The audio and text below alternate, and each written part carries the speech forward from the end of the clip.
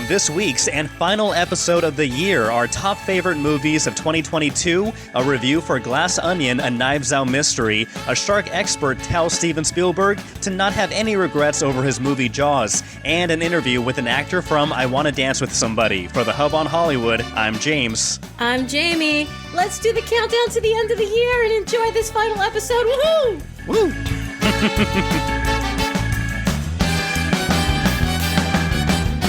All right, Jamie, we made it through another year of the Hub on Hollywood. We had some great reviews, some great interviews with local actors and filmmakers. What a great way to send off this episode this year with more reviews and more interviews. That's right. A jam-packed episode. I think that we just need to give the people what they want, James. Yes.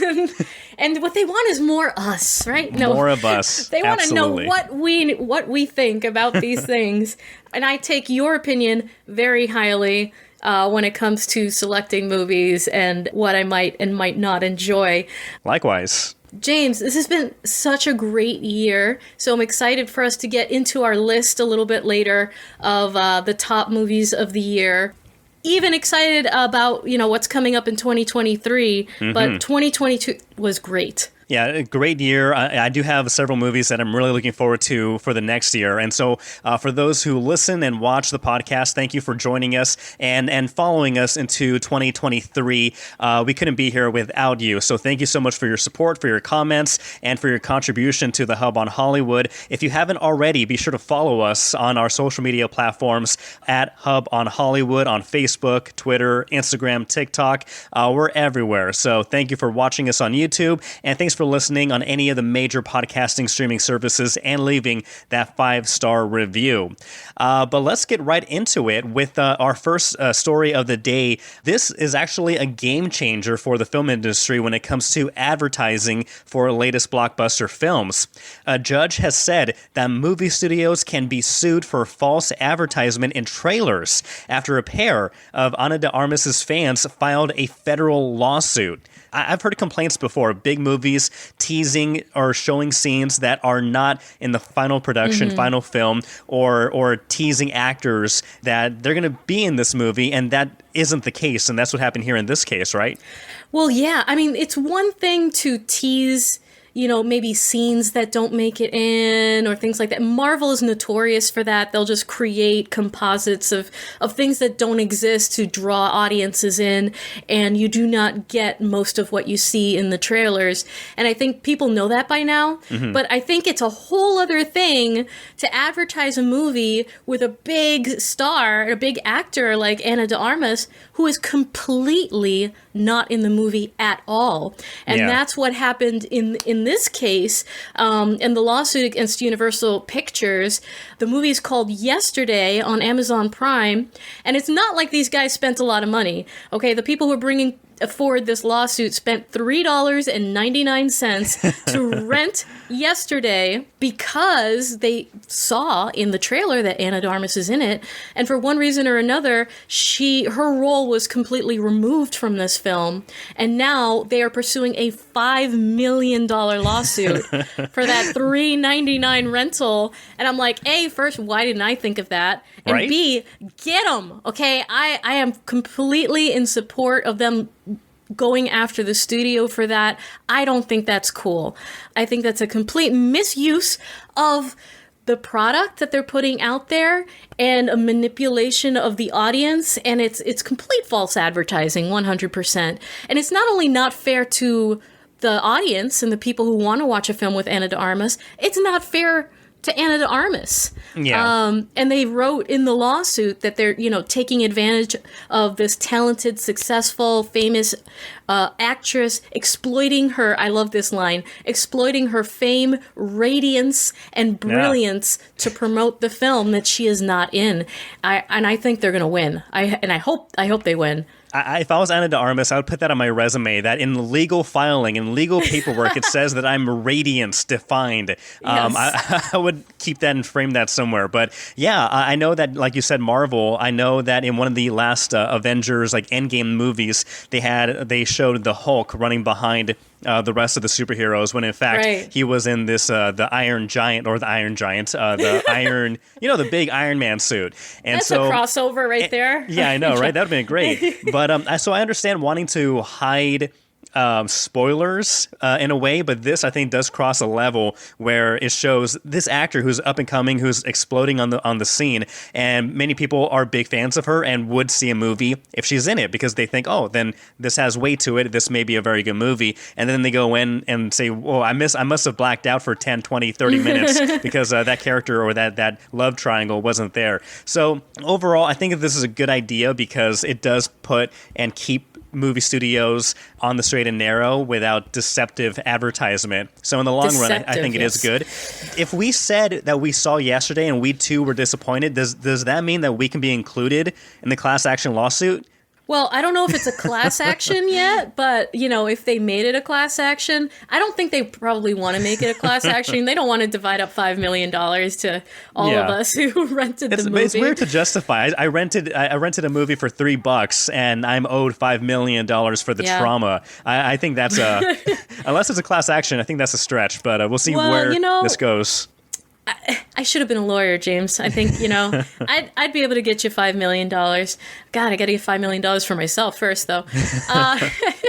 But I'd be really interesting to see how this all turns out. Do you think that there's any scenario in which it's okay to put, like, an actor that's completely not in your film in the advertising? No, yeah, plain and simple, not at all. So I think this is, with what's been filed, this seems like a easy case to close, and so I think those who brought this lawsuit forward, I think they should be fine. I think the judge may play with the amount that they're owed.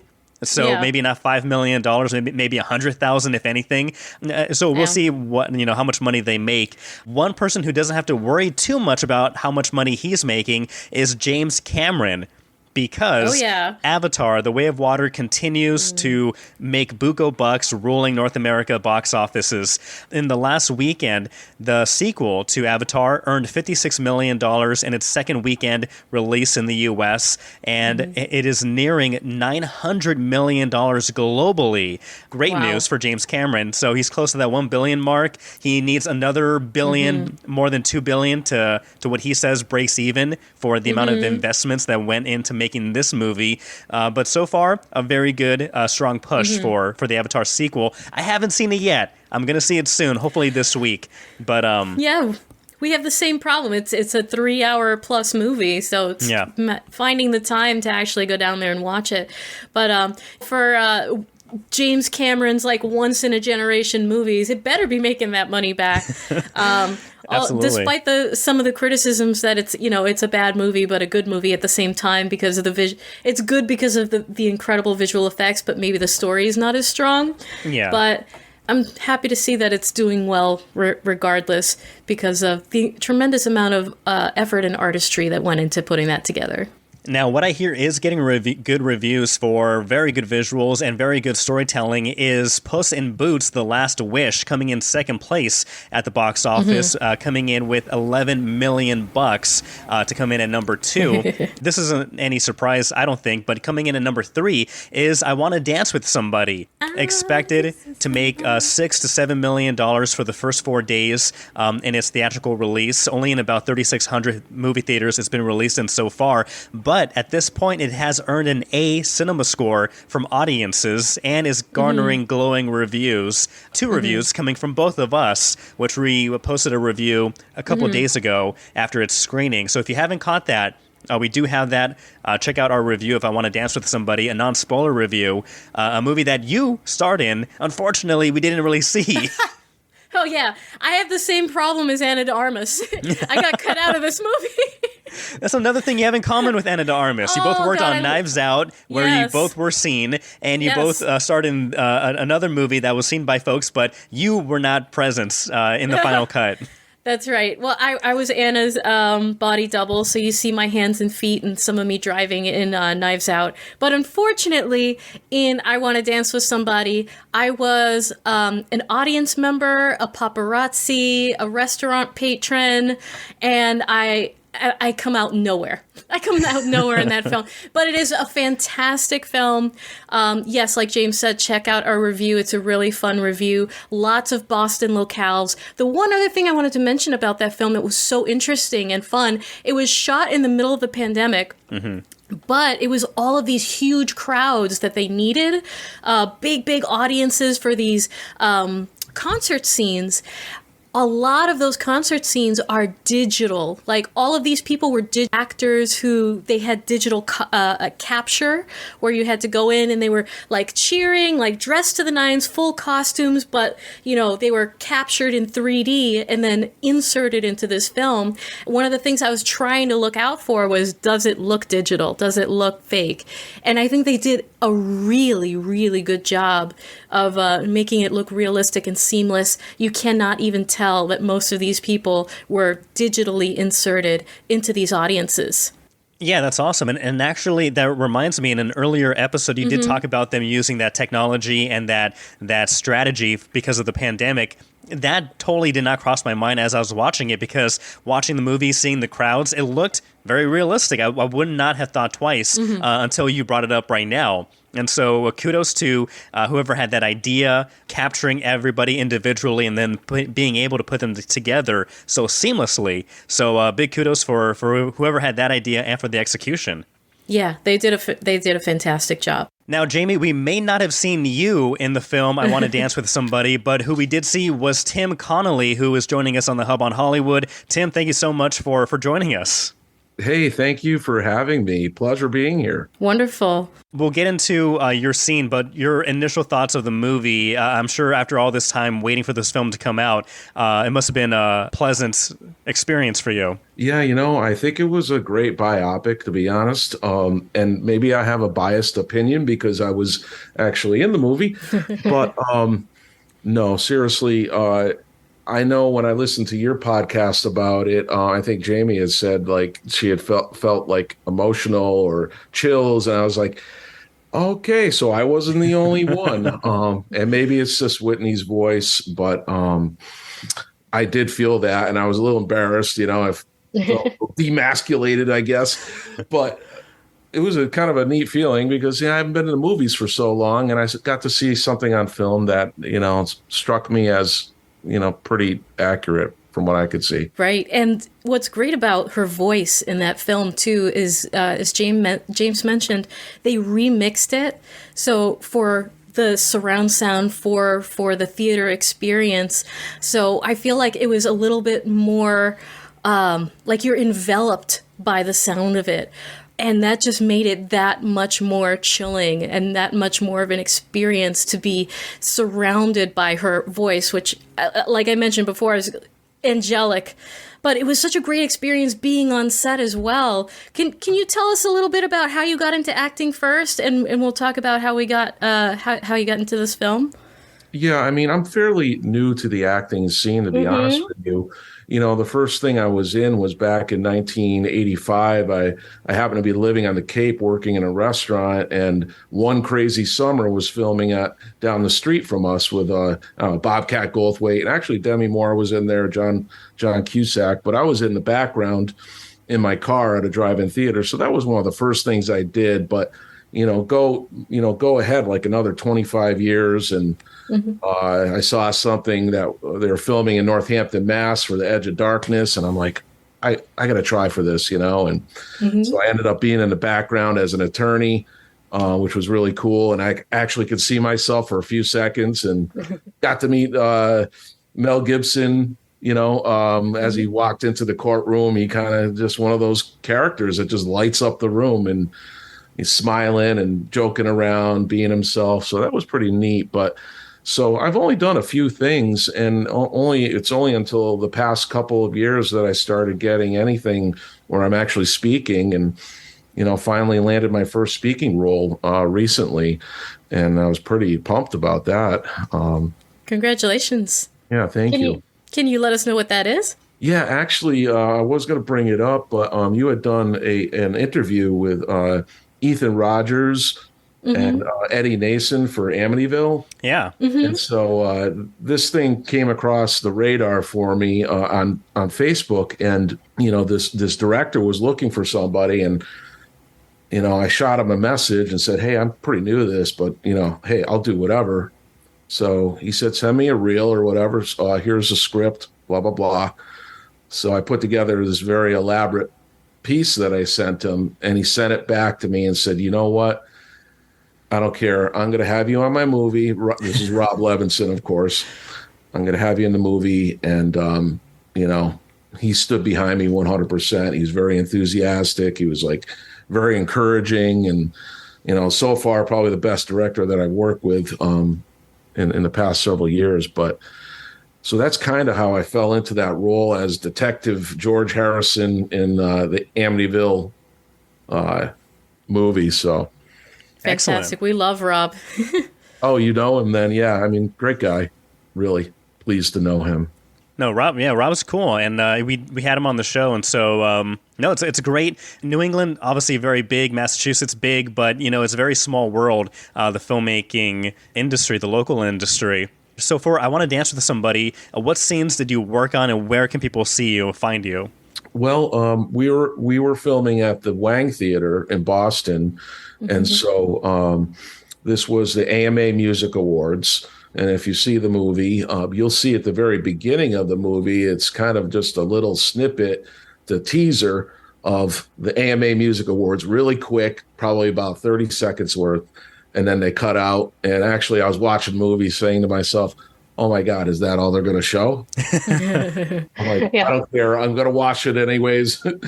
So I watched it to the end, and in the last 5 minutes, they had the Music Awards clips, and it's pretty cool to see inside the Wang Theater. If you've never, I'm sure you've been there, but I had never been there before, and so they filmed us, and they filmed it there was probably about 10 or 12 rows deep from the front that they had people sitting.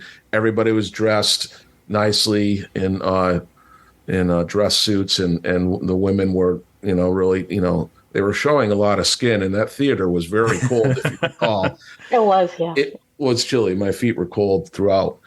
But we did that for 2 days. So anyhow, I'm in the last 5 minutes, and it's, I'm sitting next to a woman with a red dress that I happen to know, another actor, but I was pretty psyched when I did see myself, even if it was for like 2 seconds. I was pretty pumped. That's fantastic. And there's so many opportunities here to do it. There's so many film and television shows coming to New England. Have you noticed more and more opportunities in the recent years? Yeah, I mean, I've been looking, and so I'll see, things posted here and there, and, I'm just starting to dig deeper into it too, and try to find, ways of getting out there and being included in any of these projects, getting to be known a little bit. So I was really, psyched for you guys to offer me an opportunity to come on your show. Yeah. Yeah, no, we love it. We love supporting local actors, local filmmakers, because there's so much here, and there's so much talent here, and there's so much opportunity here, and it's great hanging out on set. You mentioned it is hard, it is difficult. They work tremendous hours. The people that are on set and the actors that are there, put their hearts and soul into it, and they work so long and so hard. But then we also get to do these amazing things. I don't know if you got to if your scene was what era was it? Was it the 90s? Was it the 2000s? Well, I don't know. I would say it's probably the 90s, when the AMA Awards came out. One of my favorite days on set was we were doing scenes in the 80s, and we got to wear the costumes. We got to do like the sparkly dress and the super high hair and the ridiculous makeup, and they're like, "Is that good?" I'm like, "No, higher, like make my hair higher." I mean, period movies are the best. Yeah. Yeah. It's an extraordinary experience. Now, you were at the AMAs. I did the Soul Train Awards. We get to do the Soul Train Awards. And I think that was either at the Majestic or the Wang. I forget right now. But, getting to, watch Bobby Brown dancing around, or I was part of a deleted scene with an actor that was playing Eddie Murphy. And so you get to see these things that don't always make it too on screen, and they're kind of like just your own personal experience. So it's fun, whether you're pursuing it as an actor, more seriously, or you just want to hang out on set and see and have these incredible experiences. It's great either way, and we love to hear from people who get to hang out and have those experiences on set. Do you have a favorite experience, interaction, or day working on set in New England? Yes, I do. I was lucky, and this is a crazy thing, but I'm into classic cars and whatnot. Okay, I had a car online that I was trying to sell on eBay. It was a 1974 lime green Camaro, and I get a call from a production crew in the middle of winter saying, "Hey, would you like us, to feature your vehicle on our show?" I said, "Sure. What's the show?" And they're like, "It's called No Reservations. It's Anthony Bourdain's show. Filming in South Boston." I'm like, "Are you freaking kidding me? That's awesome." When? I didn't even care what they paid me. Yeah. So that was quite an experience. And of course, I'm a fan of his, which meant more to me, and I got to spend almost the whole entire day with him and the production crew, and my family was there with me. And, it's there forever for anybody to see online, of him cruising around in my Camaro through the streets of Boston with his cohort. When he got tired of driving around, then I drove the car around and they filmed, just my leather gloved hands on the steering wheel. So that was just like a wicked cool experience for me. That I'll never forget. And God bless him. Just really neat. No, that's a memory that it's priceless, and so no, that's a great opportunity. And we do casting calls all the time, also not only for people for commercials and films, but also for vehicles and unique looking cars. And so that's something that people with collections or with a very unique car that they should keep in mind too, that their vehicle can live in perpetuity on film or TV shows or commercials. So it's a win-win. It's great. It's like a legacy. It's forever, and that's one thing that I do enjoy about it. Well, Tim, do you have another project coming up? I know you mentioned Amityville. We did talk to Rob Levinson about the work and everything, but do you have anything else that's coming up? Right now, in production is The Holdovers, which you might have heard of, with Paul Giamatti. Yep. And I'm in a scene in the bowling alley, and lucky enough to be right next to Paul, throughout the entire filming that day. So that was pretty neat to be part of that. So we'll see how that plays out. Should come out this year. And then an independent film called Interlopers by Another Theory Productions, which should be out this year. And that is a kind of a horror type film. Think of The Goonies meets vampire group. Nice. I play Sheriff James, so I do have a speaking role in there, which was pretty cool. Great.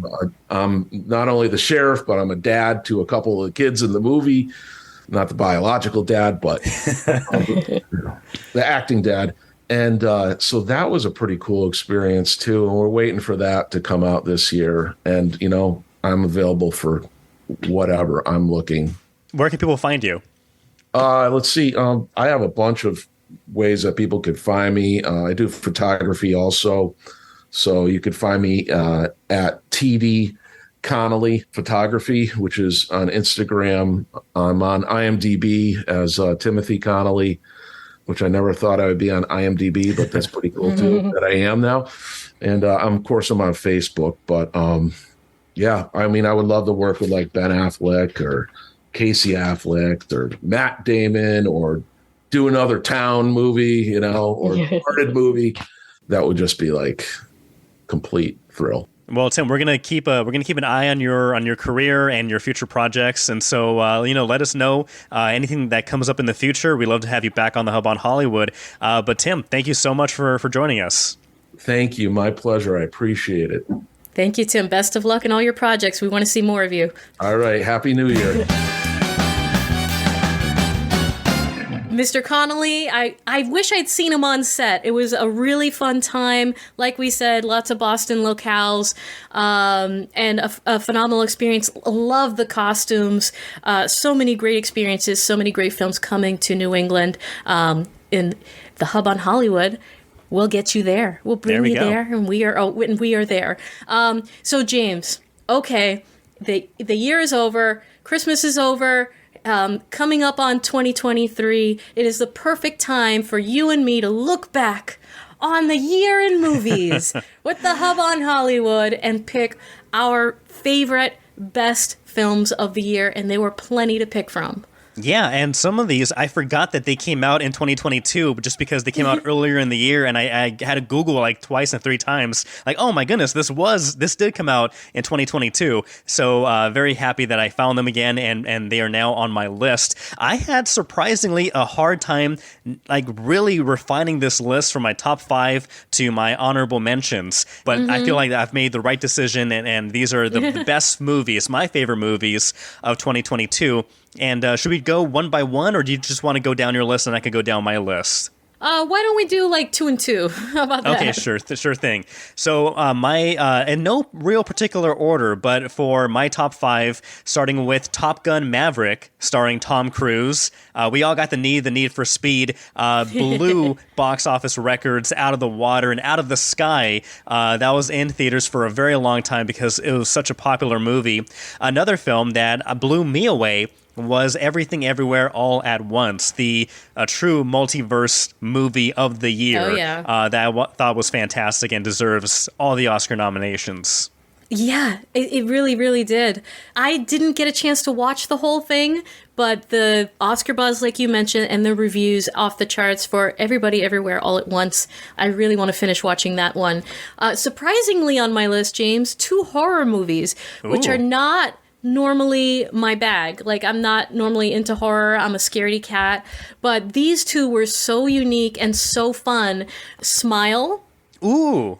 Yeah. Nice. That made my honorable mentions. Yes, Smile. Just because of the unique jump scares and the believability. Like, it was more of a psychological thriller than it was horror. And I really love that. And Nope.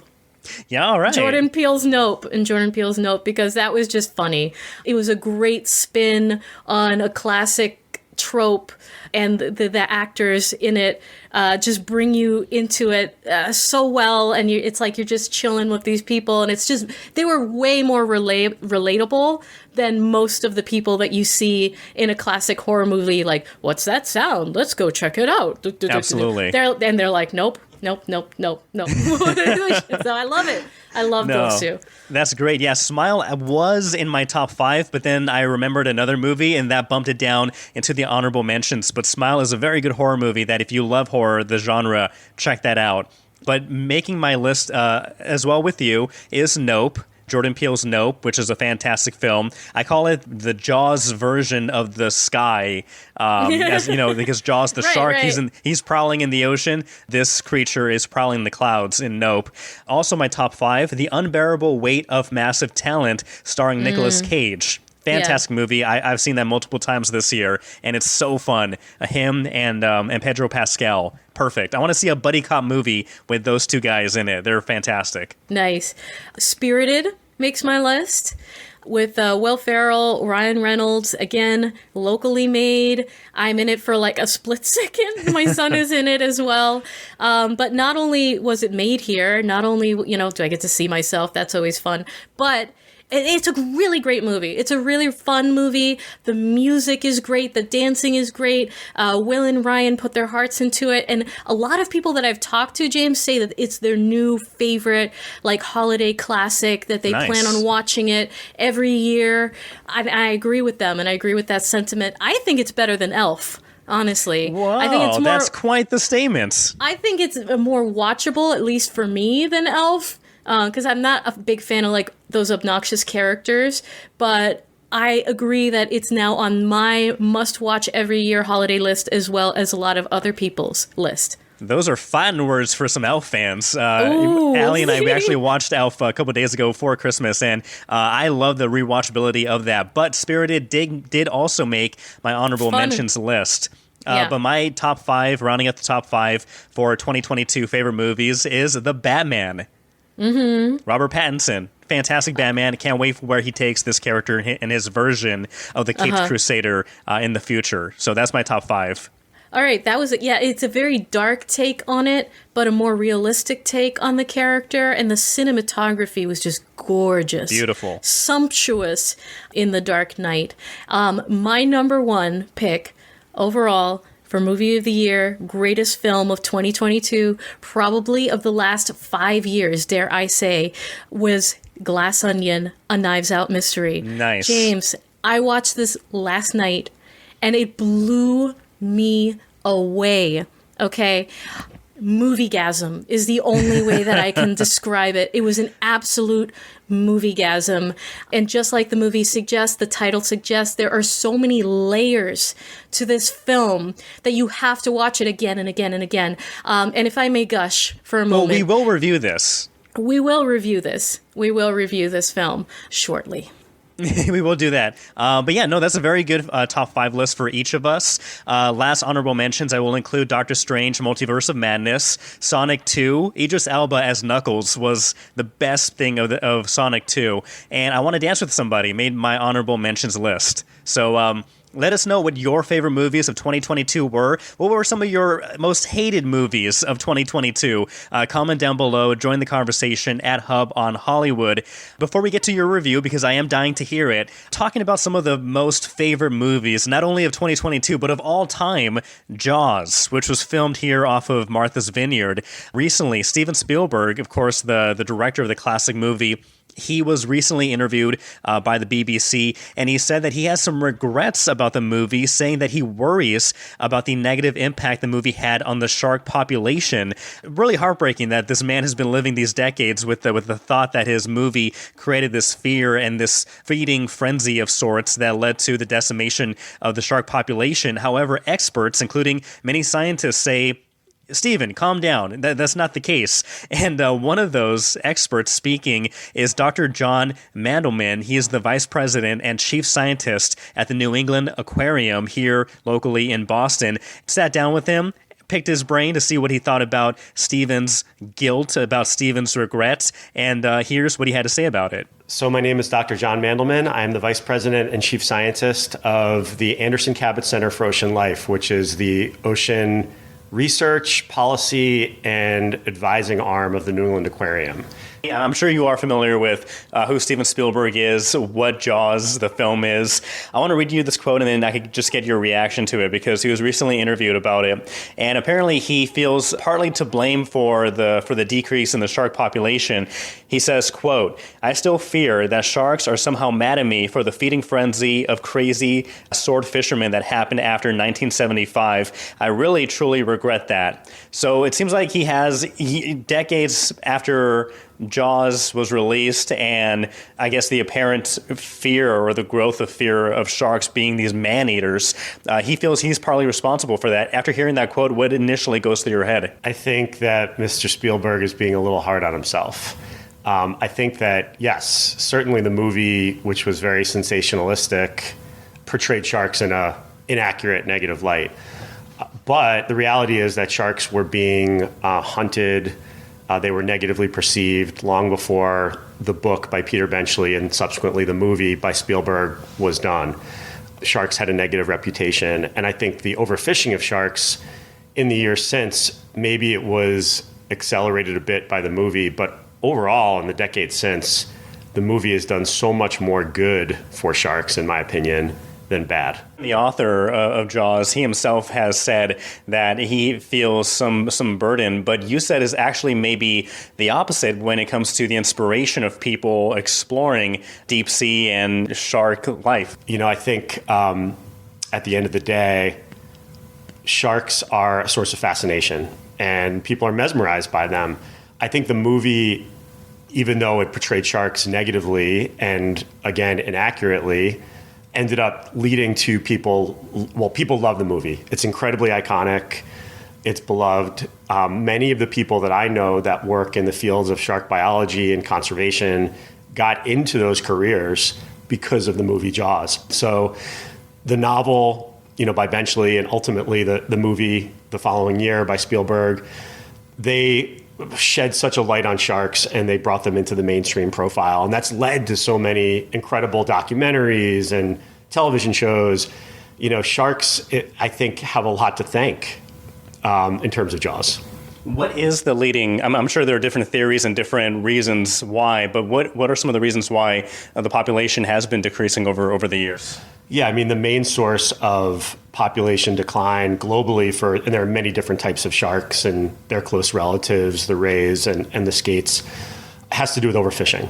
And that overfishing has continued, decades after Jaws. But fishing for sharks, whether it be hunting for white sharks or overfishing for sharks, did not start with the onset or with the release of Jaws. It was happening beforehand. Maybe it picked up in fashion, so to speak, or people felt like they could do it more willingly without consequences after the movie came out. But I don't think that the movie is responsible for the overfishing of sharks. And it certainly, in many ways, has led to headwinds against overfishing. I would say that the movie has led to the public sympathizing with sharks, understanding them more and being fascinated by them and wanting to save them. And most people that get into shark biology, shark conservation these days, whether it be by Jaws or not, I think have a real understanding that sharks live in the ocean. It's their home. We are not entitled to that home or to them or hunting them. And they're not out there to just eat people or hurt people. One of my favorite facts that we talk about at the New England Aquarium quite a bit is there are well over 500 species of sharks that are identified now. Almost 4/5 of those, 80%, never get larger than 4 feet at adulthood. So most sharks are actually small. They're not these big man-eating species that are portrayed in Jaws. So in the reality, sharks need our help a lot more than we need them to stop eating us. If that makes sense. So, of course, Jaws was filmed off Martha's Vineyard. Do you remember when you first saw it, and does it rank in your top list movies? It's my favorite movie of all time. And it's not just because of the sharks, actually, even though that was partially responsible for me getting into marine biology in the first place. I just think it's an amazing movie. Sharks or not. It's the character development and just the iconic scenes and dialogue. It's just the performances. It's amazing. And I think they thought it was a flop when they first made it. And then it ended up obviously hitting big and has only become more iconic over the years. I think in our region in New England, and this is partly due to some really amazing work by organizations like the Atlantic White Shark Conservancy and us at the New England Aquarium, have really helped to push more of a sympathy for sharks in our waters. I think people that live in New England, especially those that have been here a long time, have a real understanding that this is an amazing thing for the environment, that we have more sharks in our region now, white sharks on the outer Cape and whatnot. It's a success story for conservation. And the fact that we have more of them in our waters is a good thing and something to celebrate about the environment, not something to be scared of. And I think people generally over the years have become incredibly sympathetic to their plight, want to help them, feel this sort of mutual coexistence with them, so to speak. And that's a really amazing thing about our region. I think people in Massachusetts and New England love their sharks, love their white sharks, and I'm certainly one of those. Okay, so say this would never have happened, but say I brought Steven Spielberg here with me for this interview, and he still feels this regret. What do you tell Steve to change his mind or to console him? What do you do? I love this question, and I think the main thing is that, well, first off, you mentioned it earlier. Peter Benchley, the author of the novel, had a lifelong guilt complex, and he became a shark conservation hero, an advocate. Did amazing things for sharks and, in the years up until he passed away. And I would tell Steven that because of the movie that Steven made, he shed even more light on the book, inspired Peter to go off and do these amazing things for shark conservation and for sharks. And again, I think the movie has done so much to put sharks in the limelight, mostly in a positive way over the years. I think people are smart enough to know the difference. I think they know that it's fictional. I think they understand that white sharks are not out there. They don't take things personally. They certainly don't hold grudges. As I think a recent article I read, there was a quote in there about sharks don't hold grudges. Definitely don't hold grudges. So all the things in the movie, were fictional. I think people know the difference, but they grew a love for sharks through the movie, and that's the most important thing. And that's what I would tell Steven. Let's celebrate that movie. let's understand that it stretched some of the truth, but that's okay. It was also meant to entertain, and it was never meant to be a non-fictional story. But let's celebrate it and embrace it and give it credit to the amazing generation of shark advocates, biologists, people that have been inspired by the movie, and even folks that have nothing to do with the field of marine biology.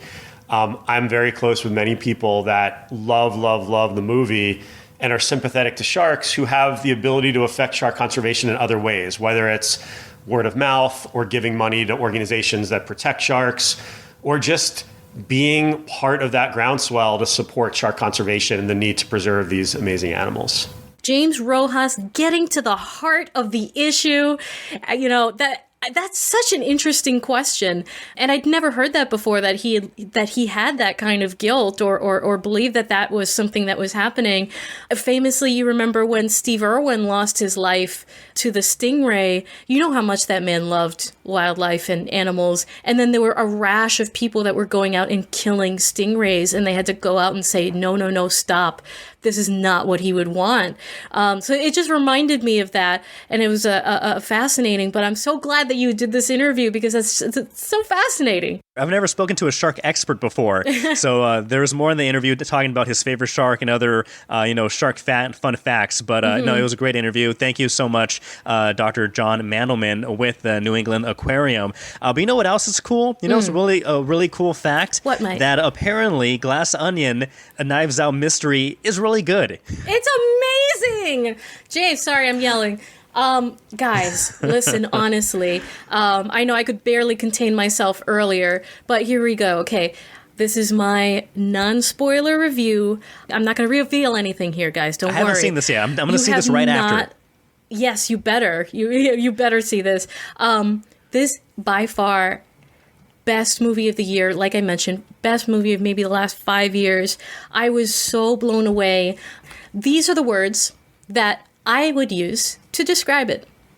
Sharply witty, intelligent, quirky, macabre at times, bright and exuberant, tantalizing, layer after layer after layer of next level humor, perfectly executed, super enjoyable. Another phenomenal ensemble cast. You've got Edward Norton, Catherine Hahn, David Bautista, Daniel Craig, of course, back as Benoit Blanc with his southern drawl. The best thing to know about going into this movie is nothing. Know nothing. Expect nothing. It's got a 93 right now on Rotten Tomatoes. It's 101 on my score. Okay, 10 out of 10 shirtless Kylo Rens, and maybe next week, 20 out of 10 shirtless Kylo Rens. I was so in a state of euphoria, James, after watching this movie. I couldn't stop thinking about it. I want to watch it 10 more times. Maybe next week we can do a spoiler review. Maybe we could do get into the weeds, because I desperately want to talk about this movie. Rian Johnson is a genius. This is his niche. This is his wheelhouse. This is his realm. It's noir. It's classic mysteries. Chef's kiss, writing, casting, directing, story flow, timing, cinematography, everything. It feels classic while still being fresh and modern. Is he a wizard? Ryan, are you a wizard or a Jedi? This is what he was meant to do. This is the kind of story that he was meant to tell, and that he loves the most, that he does the best with. So please go watch The Glass Onion. And out on Netflix. Out on Netflix right now, and I cannot wait to talk more about it with you. But just go into it. No reviews, no nothing. Just go into it knowing nothing, and enjoy. I know what I'm watching right after this. As we said, it's on Netflix right now. It was in theaters for about a week. I really wish and hope that they would have brought it back longer in the theatrical run with how amazing this movie sounds. But I'll be hopping on my couch soon and giving Glass Onion, a Knives Out mystery, my take and full attention. But for those of you who have watched it, what do you think? Leave a comment down below. Non-spoilers. Let's be fair to those who haven't seen it just yet. Like Jamie said, next week we'll get into the nitty-gritty and the details with a full spoiler review. But, like I said, wrapping up this episode, wrapping up this year, thank you so much for everybody who has watched, has listened, who has supported the Hub on Hollywood through our reviews, through our interviews, and through our hot takes. But join us next year for another season of locally filmed movies and projects based here in New England, supporting local talent, local actors. Jamie, it was a pleasure. It's always a pleasure talking movies with you. Ditto. Not much more I can say. Exactly what James said. Thank you, everybody. Here's hoping that you have a fabulous new year, and we will see you in 2023. Thank you from everyone here at the Hub on Hollywood. That's me and James. We'll see you next time. We'll see you next time. All of us. Bye. Yeah. All of us here. Our huge production team behind the scenes.